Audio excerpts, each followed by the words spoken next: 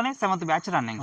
మళ్ళీ అది కూడా మీకు 7th బ్యాచ్ రన్నింగ్ లో ఎన్ని బ్యాచెస్ ఫెయిల్ ఉన్నాయి, ఎన్ని బ్యాచెస్ మనకు సక్సెస్ అయ్యాను? ఒక్క బ్యాచ్ ఫెయిల్ అయింది. ఒక బ్యాచ్ కూడా అది కూడా ఒక మన 6.5 కంటే ఒక 5.7 అట్లా వచ్చింది అనమాట. 5.7 అది కూడా ఎట్లా అంటే వాళ్ళు లిఫ్టింగ్ సరిగ్గా పెట్టక అది సమ్మర్ లో మంచి 2.2 ఇచ్చినా కూడా 38 days కి వాళ్ళు లిఫ్టింగ్ పెట్టలేదు సమ్ కంపెనీ. అదే అనమాట, మన నుంచి ఏం పొరపట్లేదు. వాళ్ళు ఇంకోటి రేట్ మార్కెట్ రేట్ డౌన్ అవడం వల్ల ఫీడ్ కొంచెం దాని వల్ల ఆ కంపెనీ నుంచి బయటకు వచ్చేసినాం. నెక్స్ట్ వచ్చిన కంపెనీ మాకు మంచి సపోర్టింగ్. అంత ముందు శంకర్ గారు ఏమంటున్నారంటే ఈ సంవత్సరంలో 7 బ్యాచ్లనే తీశారు. ఈ 7 బ్యాచ్లలో కూడా ఇది రన్నింగ్ అయ్యేటువంటి బ్యాచ్ వచ్చేసి 7వ బ్యాచ్. ఒక బ్యాచ్ వచ్చేసి ఎఫ్ గ్రేడ్కి వెళ్ళిపోయింది, అది కూడా అది కూడా బి గ్రేడ్కి వెళ్ళిపోయింది.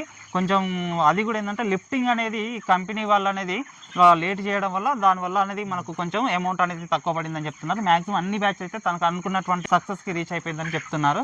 సో ఈ విధంగా మీరు మరి 7 బ్యాచ్ అంటే నాటోజీకి ఇప్పుడు చూసినటువంటి కంపెనీ మన ఏ కంపెనీతో ఇంటిగ్రేట్ అయ్యారన్నా? IB company. ఇందులో FCR ఎట్లా వస్తుందన్న, మీకు మంచిగా ఉందా, లాభదాయకంగా ఏ విధంగా? లాభదాయకంగా ఉందన్న. మా 2 బ్యాచ్లు చూసినాము.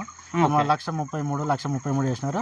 మాదే 37 రోజులకి లిఫ్టింగ్ పెట్టేసి 37 రోజులకు లిఫ్టింగ్. మొత్తం ఎన్ని బాట్స్ అన్న టోటల్ గా ఎన్ని బాట్స్ తీసుకున్నారు? 6,250 అట్లా. ఓకే, లాస్ట్ బ్యాచ్ కు 6,200 బాట్స్ తీసుకుంటే 6,500 తీసుకుంటే మోటాలిటీ కూడా 6,250 లిఫ్టింగ్ ఇచ్చేసాం. 6,250 బర్డ్స్ అనేది లిఫ్టింగ్ అయినటువంటి బర్డ్స్ కు 1,30,000 ప్లస్ అనేది మనకు అమౌంట్ వచ్చింది. 1,33,000 రూపాయలు అనేది మనకు అమౌంట్ వచ్చేసి. అంత ముందు బ్యాచ్ కూడా 1,33,000.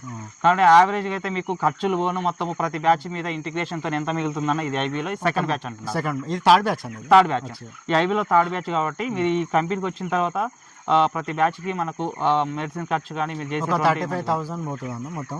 ఇలా ఇంకోటి మెడిసిన్ లేదు, ఇంకోటి వ్యాక్సిన్ లేవు, ఏం లేదు కాబట్టి మనకు బ్రూడింగ్ ఖర్చు కూడా లేదు కాబట్టి ఒకటి ఉన్క ఖర్చు, ఒక లేబర్ ఖర్చు, ఒక మెడిసిన్ బయట నుంచి తీసుకుంటే అదొకటి మొత్తం ఒక 35,000 పోను మనకు.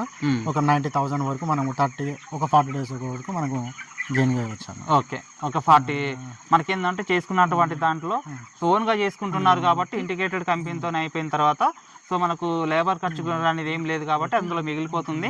సో మీకు మెడిసిన్ ఖర్చు కూడా అంటే వాళ్ళ నుంచి ఎటువంటి వ్యాక్సిన్స్ కూడా ఇవ్వట్లేదు కాబట్టి మీరు ఓన్గా బయట నుంచి మెడిసిన్స్ అనేది యూజ్ చేసుకుంటున్నారు.